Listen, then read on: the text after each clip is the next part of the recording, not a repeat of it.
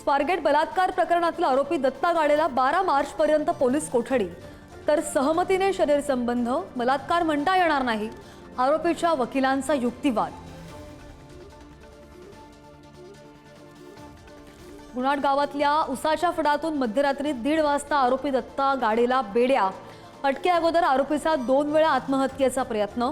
Pune police आयुक्तांची माहिती।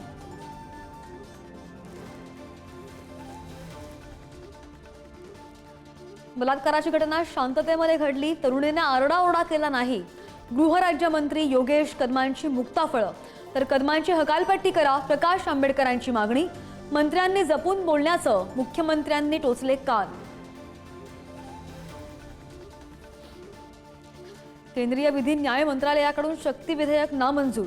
राज्य सरकार सुद्धा विधेयक मागे घेणार असल्याची माहिती। तर महिला अत्याचाराच्या घटनांचा सरकारला देणं घेणं नाही का, वडेट्टीवार यांचा सवाल।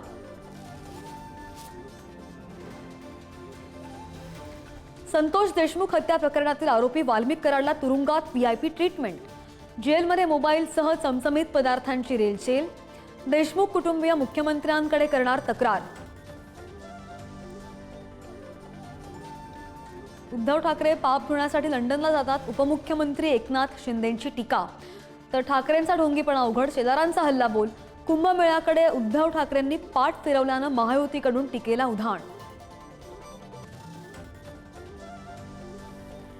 ठाकरेंची शिवसेना विरोधी पक्षनेतेपदावर दावा करण्याची शक्यता। आदित्य ठाकरे आणि भास्कर जाधव यांचं नाव चर्चेत। मातोश्रीवर पार पडली नेत्यांची बैठक।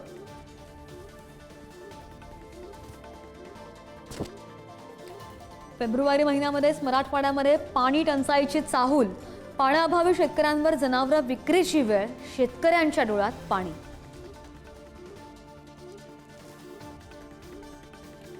उत्तराखंडच्या बद्रीनाथमध्ये लेबर कॅम्पजवळ हिंसखलन।